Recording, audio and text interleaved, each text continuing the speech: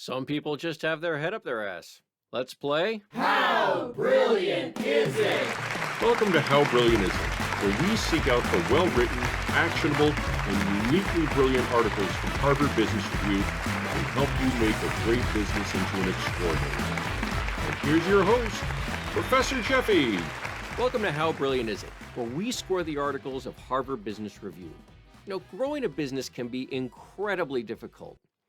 But Harvard Business Review has always been an exceptional source for extensively researched, concise, and actionable solutions to real-world business problems.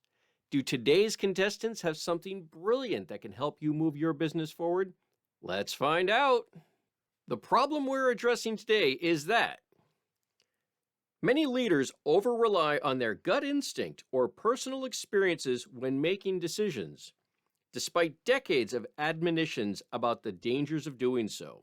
Now let's meet our contestants. Today's contestants are Professor Stefan Tomke and CEO Gary Loveman.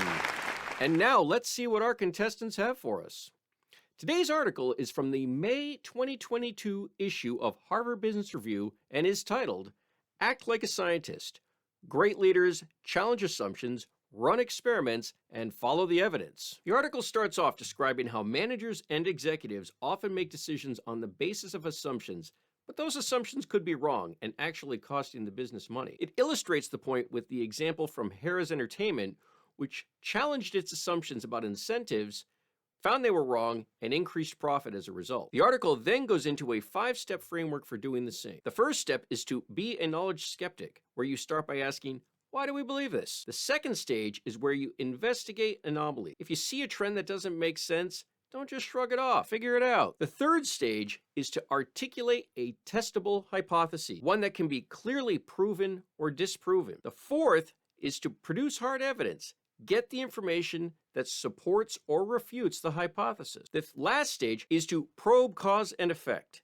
Do not just assume you know the cause of what's happening. The article does a great job of illustrating each of these stages throughout, using examples from Sony, Lego, Bank of America, multiple from Harrah's, where one of the authors was CEO, and others from the world of science. It also has what is often my least favorite part of an HBR article, the quick close. In this one, it's sprinkled with a handful of fundamental questions to consider and a final pitch for the contributions to the world in general that have been made with the scientific method. Overall, it's well written, engaging, clear framework, good supporting examples. Within the framework, there are some generalized steps and tips, and the sidebar they added on hypotheses was good.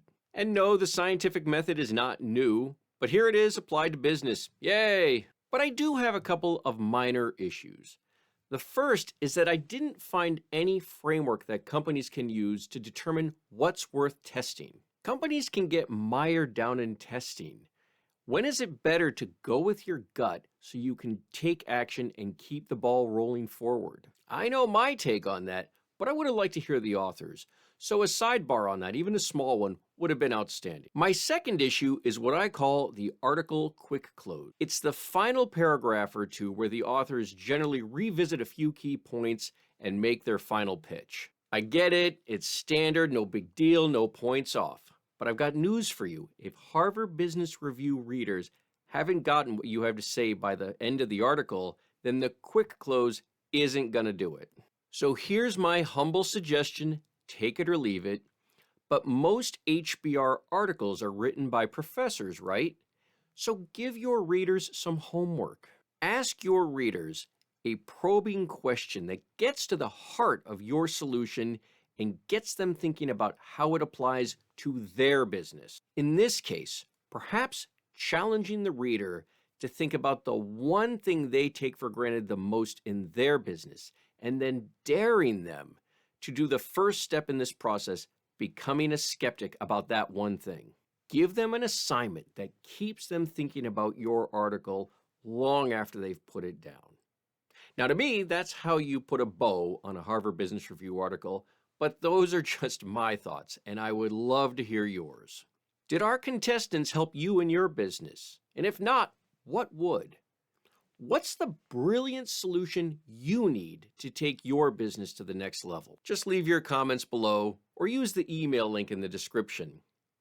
And with that, let's move on to our scoring round. On our first category, presentation, essentially how well the article was written, our contestants get a 2 out of 3 possible points. On our second category, actionability, essentially how easy it would be for a reader to implement the solution, our contestants get another 2 out of 3 possible points. And on our last category, and my favorite, unique impact potential, essentially how exceptionally special is this solution, our contestants get a 2 out of 3 possible points. But wait, we've got a bonus point. Our contestants get a bonus point for that hypotheses sidebar I mentioned earlier, and for including about 4 links to other supporting Harvard Business Review articles. And that gives our contestants a final score of 7. But here's an idea. Download the How Brilliant Is It scoring sheet and see what your score for today's contestants would be. Well, that just about wraps it up for today's show. Make sure you don't miss the next episode of How Brilliant Is It? Thanks for watching and have a great day.